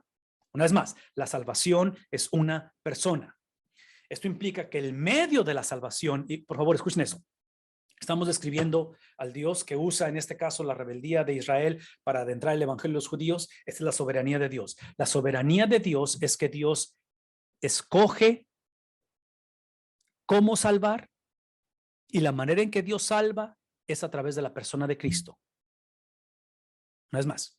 Dios es soberano Y Él escoge que la salvación es exclusivamente a través de la persona de Cristo. Mucha gente dice, hey, eres de una mentalidad muy cerrada, porque ¿cómo es posible que nada más haya una sola manera de ser salvo, de ir al cielo? Sí, esa es la gracia de Dios. La gracia de Dios no es que haya una sola manera de ir al cielo. La gracia de Dios es que haya manera de ir al cielo. Porque no merecemos, ¿me explico? Otra vez, porque pensamos que somos morales, que somos moralistas, que somos buenas personas. No lo somos. Somos merecedores de la ira venidera, de la condenación eterna. Entonces, somos salvos a través de Cristo, exclusivamente a través de Cristo. El mismo Dios que escoge cómo el hombre es salvo, es el mismo Dios que escoge los medios de cómo es el hombre salvo. Por eso es que, como no sabemos quién es parte de esta elección, es por eso que predicamos el evangelio, ¿verdad? Porque Dios no solamente escoge cómo el hombre es salvo, pero Dios escoge los medios de cómo el medio de la predicación es el evangelismo. Y el propósito, ¿cuál es el propósito? Precisamente la obediencia de Cristo. La obediencia de Cristo es la palabra de Dios, porque eso vino Cristo, vino a cumplir la Biblia, vino a obedecer la Biblia. Por eso expliqué hace rato que legalmente hemos obedecido toda la Biblia. Porque si el excluirlos a ellos es la reconciliación del mundo, o sea, los judíos, ¿qué será su admisión sino vida de entre los muertos? Sí, la reconciliación, el ser reconciliados con Dios, otra vez es la doble transacción de lo que hemos estado hablando, ¿verdad? Entonces, otra vez, esa reconciliación del mundo esta es la reconciliación del mundo. Necesitamos predicar esa reconciliación en conceptos de legalidad. Otra vez, véanme tantito, por favor, escuchen. No pierdan esto, porque estoy enfatizando esto, porque mañana es domingo, hay que predicar el evangelio. Por favor, escúchenme. El evangelio no es la conducta de la gente. El evangelio no es el testimonio de la gente. El evangelio no es lo que te pasó. El evangelio no es cómo has cambiado. Es el producto del evangelio. El evangelio es el testimonio de Cristo, es lo que le pasó a Cristo, es lo que Cristo hizo. Y menciono todo esto porque eso lo encontramos solo en la doctrina. Mucha gente hoy en día dice, es que la doctrina divide, es que necesitamos amarnos unos a otros, no prediques cosas que dividen. No, escuchen. Sí, el punto aquí no es simplemente llevarnos bien. El punto aquí literalmente es presentar el mensaje del evangelio que expone la fragmentación de la vida del hombre, no nada más entre nosotros, pero nuestra fragmentación para con Dios. Porque otra vez, hoy en día cuando la gente escucha la Biblia, cuando la gente escucha el evangelio, la idea preconcebida de todo ser humano típicamente es, yo soy bueno. O sea, esto me ayuda. Por eso, qué bueno que hay un ministerio de jóvenes, que hay un ministerio de niños para que ayude a mis hijos a ser mejores. Nada malo con eso.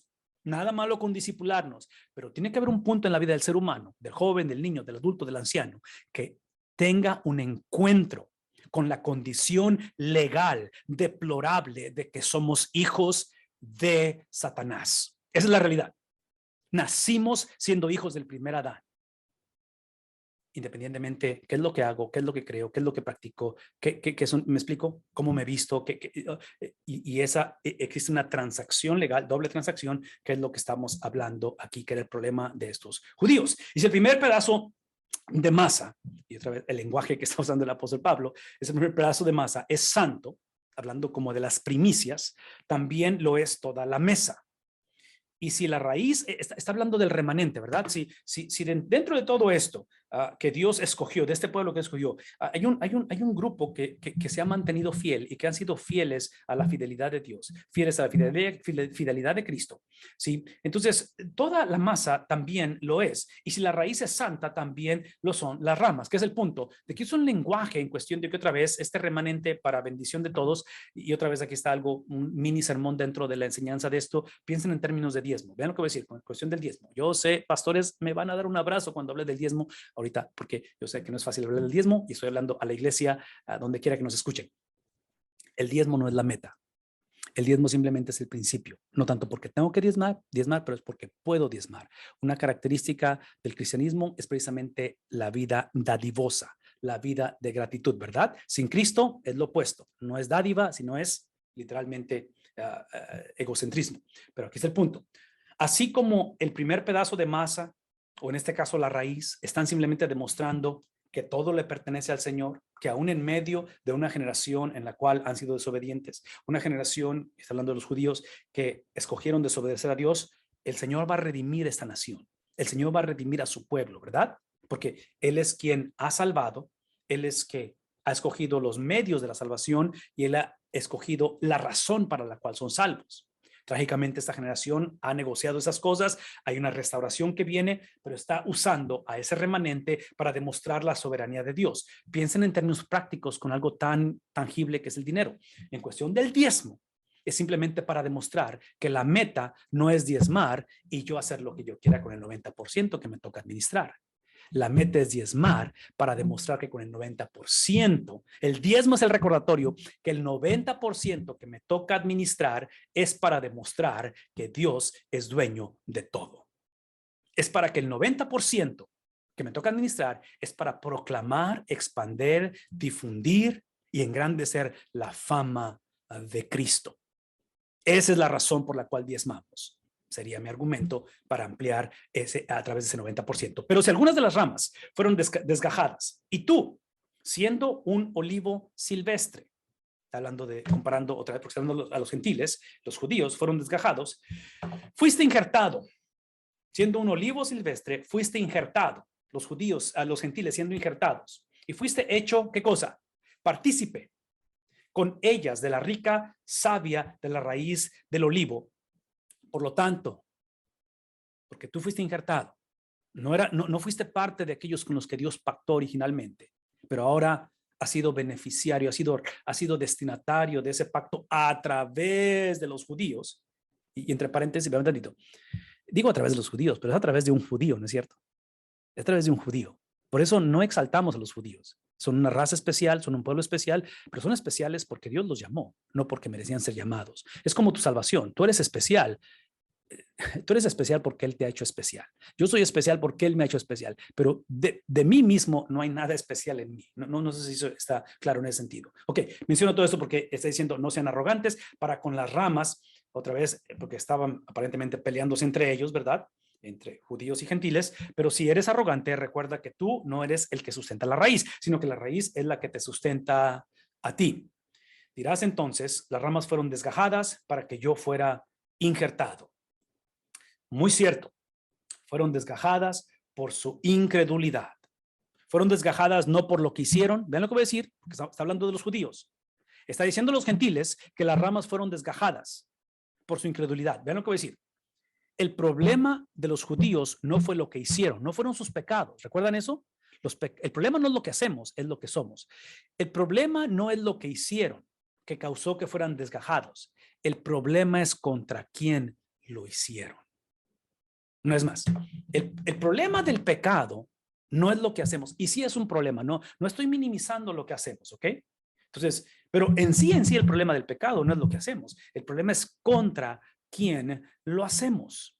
Y en este caso es la santidad de Dios, en este caso es la justicia de Dios, en este caso es la soberanía de Dios, en este caso es, otra vez, regreso a la doctrina. Y una vez más, pastores, si no estamos predicando la doctrina, si nuestra gente ignora la palabra de Dios, que es ignorar el carácter de Dios, el problema va a ser cuando nuestra gente, cuando tú y yo pequemos, porque es cuestión de tiempo, vamos a pecar, porque vamos a creer que el problema del pecado es lo que hice.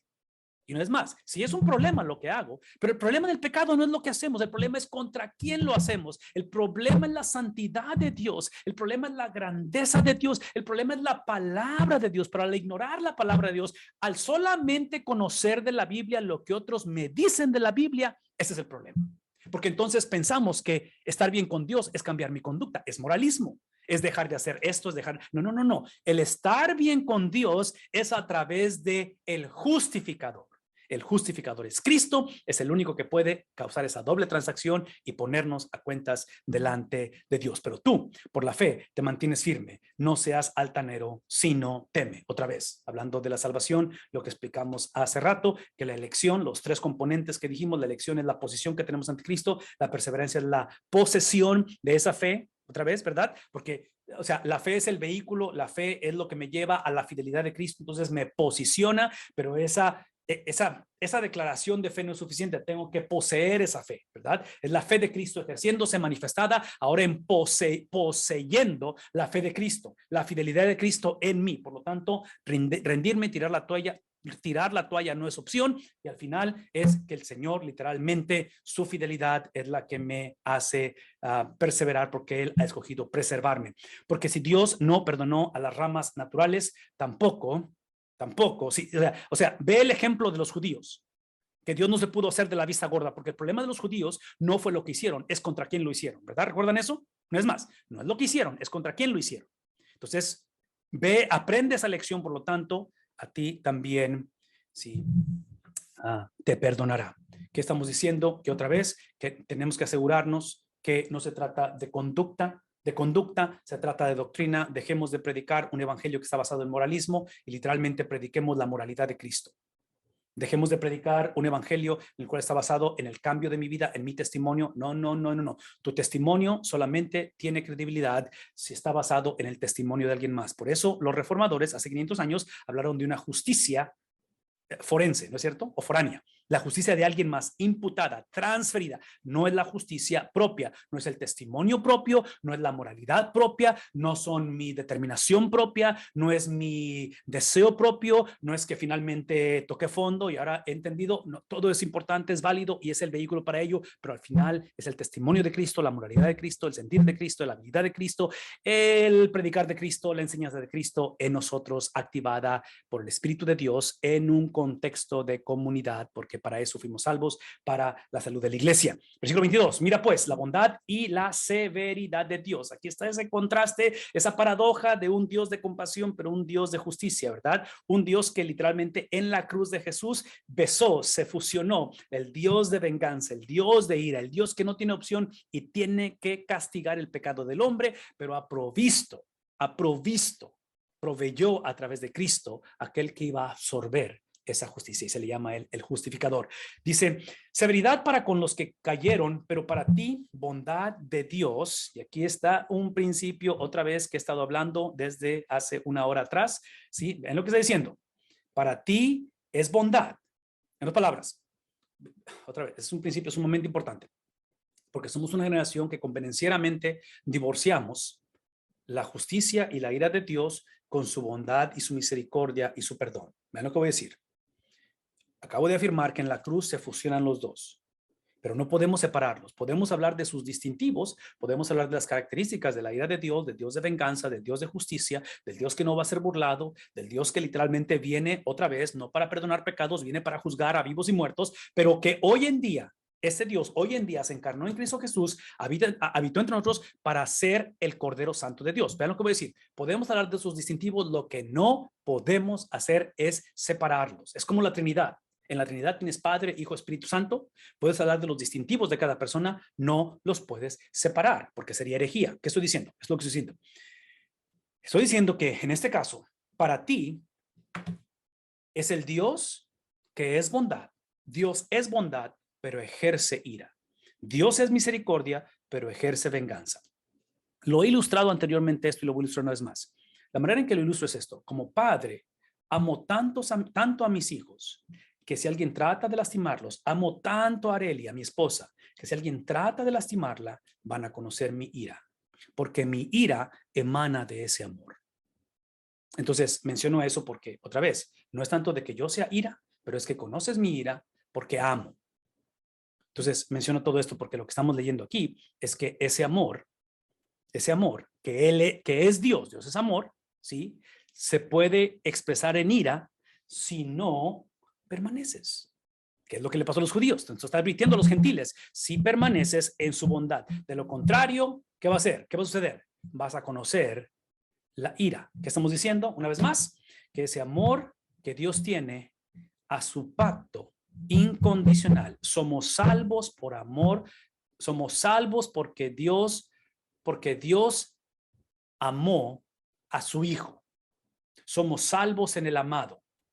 Somos salvos cuando ponemos nuestra confianza en aquel que Dios amó, que es Cristo. Entonces, ese pacto incondicional, ven lo que es literalmente, es una relación que tiene que expresarse condicional. Vean la condición de esa relación, donde está diciendo en cuestión de la severidad para con los que cayeron. Los que cayeron son los que abrazaron el pacto incondicional. Génesis 3:15. A Génesis 15, versículos 6 y 7, sí, ese pacto incondicional, sí, lo tradujeron como relación incondicional y cayeron, porque Dios no va a ser burlado. Y está advirtiendo, está diciendo, hey, tú vas a conocer la bondad de Dios, aquí está la condición, si permaneces. Una vez más, vean lo que voy a decir. Esta cuestión de permanecer, de perseverancia, es entender que está basado en la obra de Cristo. Permanecer no es, si están tomando nota, esto es importante, permanecer hasta el fin no es simplemente yo convertirme en la mejor versión de mí mismo, ser un cristiano mejor. Es importante eso y no estoy en contra de mejorar y crecer y madurar, pero aquí es el punto. Permanecer en Cristo es simplemente vivir, es simplemente abrazar, es simplemente expresar, es simplemente activar la vida de Cristo que ya habita en nosotros porque fue imputada. ¿Recuerdan esto? Fue imputada ese domingo. El domingo Cristo nos entregó su vida. Cuando Cristo sale de la tumba, sale para transferirnos su justicia.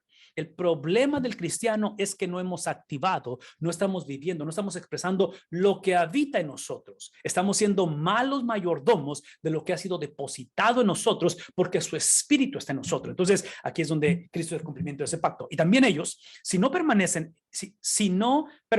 en su incredulidad, serán injertados, hablando de los judíos. Está hablando a los gentiles acerca de los judíos. Si no permanecen en su incredulidad, o sea, si se arrepienten, van a ser injertados, pues poderoso. Esa es la razón que van a ser injertados otra vez, van a ser traídos otra vez al compañerismo. Es que poderoso es Dios para injertarlos. ¿Qué cosa? De nuevo. Porque si tú fuiste cortado de lo que por naturaleza es un olivo silvestre y contra lo que es natural fuiste injertado en un olivo cultivado, aquí está la pregunta, ¿cuánto más estos? Está hablando de los gentiles. O sea, si tú, que no pertenecías, es que has sido incluido, ¿verdad? A través de Cristo, esa experiencia donde es el mundo que han sido redimido para Cristo, dice, ¿cuánto más estos que son las ramas naturales serán injertados en su propio olivo? O sea, es esa redención de la nación, del pueblo de Dios. Esta cuestión de la salvación de Israel al fin de los tiempos está otra vez hablando de ese reinjerto, si podemos usar ese término, porque no quiero, vean lo que estoy diciendo, porque no quiero, hermanos, está regresando a los judíos, está hablando básicamente a la iglesia, que ignoren este misterio, porque es un misterio esto, para que no sean sabios en su propia opinión. Aparentemente el antídoto a esta soberbia, a este antinomianismo, a este libertinaje, a esto de que, hey, soy salvo, por lo tanto hago lo que yo quiera, ¿sí? Es literalmente el poder descifrar, el dejar de ignorar este misterio. Una vez más, pastores, hermanos, hermanas, esta ignorancia del misterio es el resultado de sermones y enseñanzas de la Biblia basado en moralidad, en disciplinas. La base de la enseñanza de la palabra de Dios es la doctrina, no es el cambio de la vida de la persona, es la doctrina, es lo que Dios dijo de sí mismo. Por lo tanto, dice ahí, para que no sean sabios en su propia opinión, que a Israel le ha acontecido, vean lo que le pasó a Israel, por ignorar la doctrina, por el moralismo, por el literalmente darse baños de pureza, justicia propia, decimos, ¿verdad? ¿No es cierto? Por vivir esa justicia propia, está diciendo, lo que ha acontecido es un endurecimiento parcial hasta que haya entrado la plenitud de los gentiles. Mientras ustedes sigan literalmente jugando con esto, endureciendo su propio corazón, Dios sigue cumpliendo lo que Él estableció desde antes de la fundación del mundo, que es a través de ustedes, pero realmente, vean lo que voy a decir, cuando decimos a través de ustedes los judíos, es que Dios escogió, otra vez, Dios escogió a Abraham para escoger una familia, para escoger una nación, pero este énfasis de Abraham, familia, nación, es el énfasis del Antiguo Testamento. En el Nuevo Testamento, realmente, esa elección es precisamente Cristo. O sea, tanto el pedazo de tierra, los bienes y raíces de la tierra prometida, la nación de Israel, el grupo étnico, están apuntando hacia una persona, hacia un solo judío. Es por eso que los gentiles son incluidos, porque en Cristo, ¿verdad? Es en Cristo que encontramos esa expansión, esa manera de redención para todo aquel que cree en Él. ¿Qué implica ello? Que la perseverancia, tanto de judíos como de gentiles, es el producto del Dios que escoge preservar. Es el Dios que la perseverancia la manifiesta a través del plan redentor que se estableció desde antes de la fundación del mundo. Así, todo Israel será salvo, tal como está escrito. Otra vez, Antiguo Testamento, traído al Nuevo Testamento. El libertador vendrá de Sión, apartará la impiedad de Jacob, y este es mi pacto con ellos. Cuando yo quite sus pecados. En cuanto al evangelio, son enemigos por causa de ustedes. Pero en cuanto a la elección de Dios, son amados por causa de los padres. Ven ese contraste. Está diciendo, ok, ustedes han sido incluidos, aparentemente gentiles, porque ellos que habían sido los elegidos, que habían sido la nación que Dios escogió, esa elección fue corporal, pero personalmente empezaron a hacer lo que ellos quisieron. No es más, la elección fue corporal, fue una nación, pero personalmente debieron de haber respondido a ese evangelio. Trágicamente no respondieron. Y Dios usa ese rechazo para incluir a los gentiles, pero está diciendo, esa elección fue por causa de la fidelidad de alguien más. Fue la de los patriarcas, ¿no es cierto? Fue la fidelidad de otros, que entre paréntesis, esa fidelidad de los patriarcas está basada en la fidelidad de Dios, porque los dones y el llamamiento de Dios son ¿qué cosa? Y otra vez, esta cuestión de irrevocables está haciendo referencia a la salvación de Dios, no tanto a los dones espirituales, es a la salvación de Dios. La salvación de Dios, el plan establecido, el plan estipulado desde antes de la fundación del mundo, de la salvación de tu alma y de mi alma, es irrevocable. La pregunta no es si alguien puede perder la salvación. La pregunta es si Cristo puede perder uno de los suyos. Y la respuesta es no. Pues así como ustedes en otro tiempo fueron desobedientes, gentiles, a Dios, pero ahora se les ha mostrado ¿qué cosa? Misericordia, la cual se le mostró voluntariamente, porque Cristo va a pagar el precio por nosotros voluntariamente por razón de la desobediencia de ellos. Así también ahora, gentiles, estos han sido desobedientes para que por la misericordia mostrada a ustedes, a los gentiles, también ellos ahora, en otras palabras, los judíos tienen que ver la inclusión de los gentiles para que les caiga el 20, como luego decimos, y recapaciten y ahora les sea mostrada misericordia. Y entonces Dios usa el incluir a los gentiles para que los judíos puedan entender de esto, porque Dios ha encerrado a todos en desobediencia para mostrar misericordia a todos. Ahora, aquí es una transición extremadamente importante y otra vez no sé si puedan regresar conmigo. No me voy a regresar en el PowerPoint ni lo puse, pero quiero que regresen conmigo y visualicen cuando puse los 3 principios de doctrina, doxología y disciplina. ¿Recuerda eso? Y que estoy enfatizando de que no podemos seguir empezando con disciplina, ponerla al principio. No podemos empezar con la moralidad de la iglesia, con el cambio de la persona, no empezamos con la persona, empezamos con doctrina, porque lo que hace la doctrina, lo que hace la palabra de Dios es que apunta no a un mejor futuro. La palabra de Dios no apunta a una mejor iglesia. La palabra de Dios no apunta a un mejor futuro. La palabra de Dios apunta exclusivamente a la persona de Cristo, que crea un mejor futuro, que crea, ¿se me explicó? Entonces, sin Cristo es moralidad. Otra, menciono todo eso, ven lo que voy a decir, porque Pablo ha invertido básicamente 11 capítulos, por favor, si están tomando nota, Pablo está llegando al versículo 32 para concluir 11 capítulos de doctrina. Y es doctrina profunda, es doctrina que está describiendo el carácter de Dios y el carácter de Dios, porque eso es doctrina, es el carácter de Dios. Lo que hace es que expone el carácter del pueblo. No es más, la doctrina expone el carácter de las personas. La doctrina crea la transformación de las personas. Entonces, es obvio que hay que lidiar con los problemas, hay que lidiar con toda la realidad, hay que ver la madurez de la gente, el cambio de las personas, mi hijo, mi hija que regresa, todo es importante, pero la base, Pablo ha invertido 11 capítulos haciendo eso. Vean lo que voy a decir. Acuérdense, es doctrina, doxología y disciplina. Lo que produce esa doctrina es doxología. Y aquí es donde Pablo entra en un contexto doxológico, de doxología, de adoración, y habla de la insondable sabiduría de Dios. Así de la nada empieza a describir.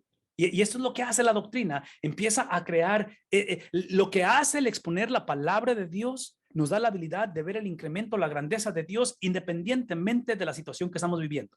No es más, lo que hace la palabra de Dios es que engrandece, no mi persona, engrandece, inclusive otra vez un poquito sarcástico y un poquito para ofender a cierta manera, pero esta cuestión de que tu mejor vida ahora, esos libros que hay hoy en día tan famosos, sí, otra vez, aquí el punto no es tu mejor vida ahora, aquí el punto es la vida de Cristo independientemente de donde te encuentres ahora.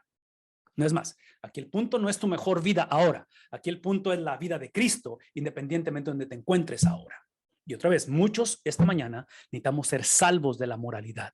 Ser salvos de la autosuficiencia, ser salvos de la mentalidad que Dios me debe, mi esposa me debe, el gobierno me debe, la vida me debe, mis suegros me deben. No está funcionando. Entonces, Pablo lo que hace es que la doctrina produce doxología. La doxología lo que hace es que revela al Dios de pactos, porque lo que va a revelar es la fidelidad de Dios, va a revelar la universalidad de su evangelio y va a revelar, ¿ven lo que voy a decir? Va a revelar que eventualmente ese pacto va a ser consumado. La consumación de ello. ¿Por qué? Porque es importante ver la fidelidad de Dios en un contexto de infidelidad. Es importante ver la fidelidad de Dios en un contexto donde la iglesia está batallando. Es importante ver la fidelidad de Dios en mi infidelidad. Y probablemente, potencialmente, yo voy a morir siendo infiel. Potencialmente no me va a tocar ver la iglesia crecer como quiero que crezca. Potencialmente no voy a ver la conversión de mis hijos. Potencialmente, no me explico, potencialmente, pero eventualmente Dios va a traer la consumación de las cosas. Esto se ve que va a dar mal en peor, esto se ve como que no va a mejorar, esto se ve como que Satanás literalmente tiene control de las cosas, pero el control de Satanás, la manera en que está martirizando, está trayendo esta situación difícil en mi hogar, en mis finanzas, es temporal. Lo que hace la doctrina producido transferido o expresado en doxología es que me da la habilidad no solamente de crear en un Dios que es fiel, en un Dios que literalmente no hace acepción de personas, pero en un Dios que eventualmente, aun cuando no me toque atestiguar a mí el cambio, la transformación completa, es un Dios que puedo confiar en lo que viene por delante. Escuchen la doxología, escuchen la gratitud, la manera que alaba. Oh, profundidad de las riquezas y de la sabiduría, del conocimiento de quién, no de Israel, no del mío, de nuestra generación, no de Google, pero es la sabiduría de Dios.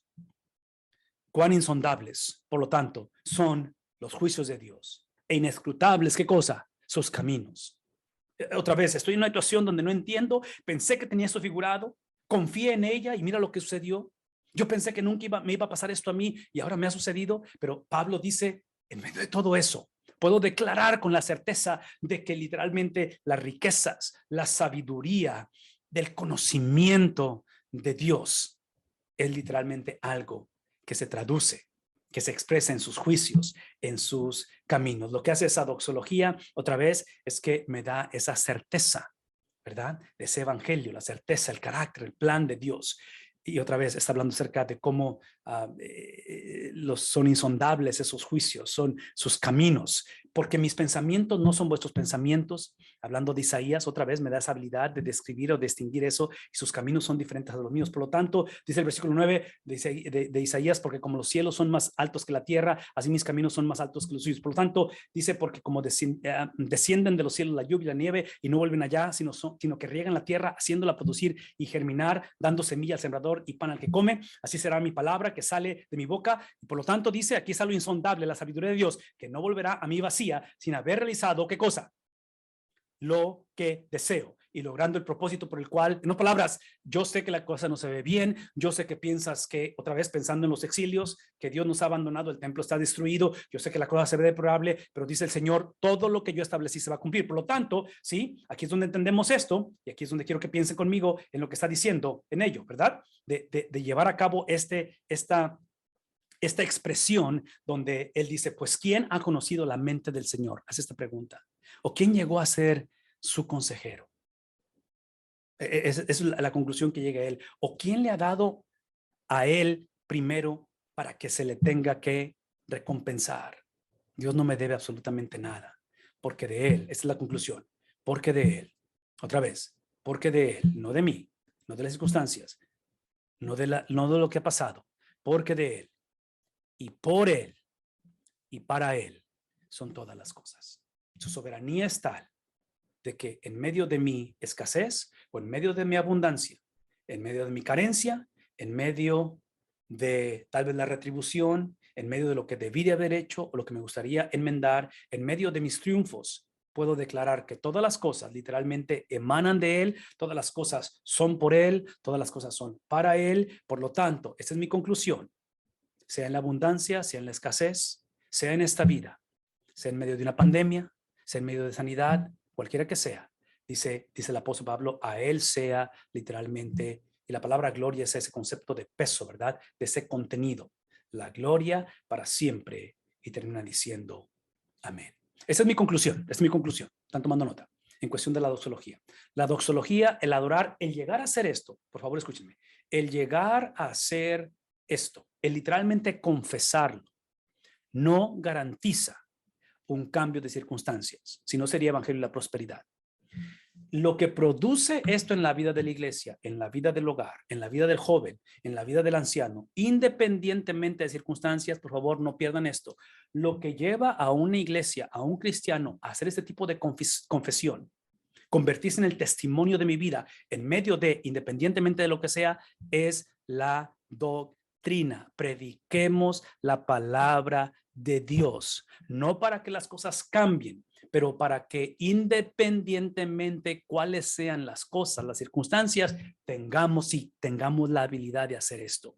Tengamos la habilidad de declarar que Dios va a recibir la gloria simplemente porque Él es digno de gloria, no porque mis circunstancias han cambiado, no porque yo he cambiado, porque eso es lo que he entendido, de que aún si mi hija, aún si esta generación, aún si el vecino decide no cambiar, ¿ven lo que voy a decir?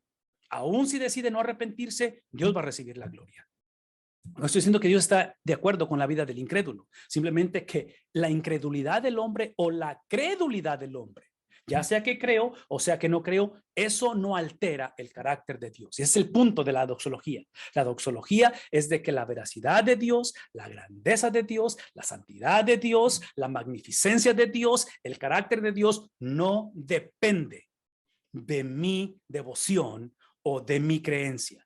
Es gracia la que me hace permitirme unirme a reconocer. Es gracia, es doctrina, es su palabra que crea esa transformación, que crea esa renovación de mi pensamiento, que crea esa doble transacción de regeneración en mí. Emana de la palabra de Dios, porque la palabra de Dios apunta a la palabra hecha carne y es Cristo quien hace la obra redentora en mí, de tal manera que me hace hacer esto. ¿Qué estoy diciendo? Es lo que estoy diciendo, que la cuestión de adoración, esta confesión no es algo que yo hago, es algo que me sucede.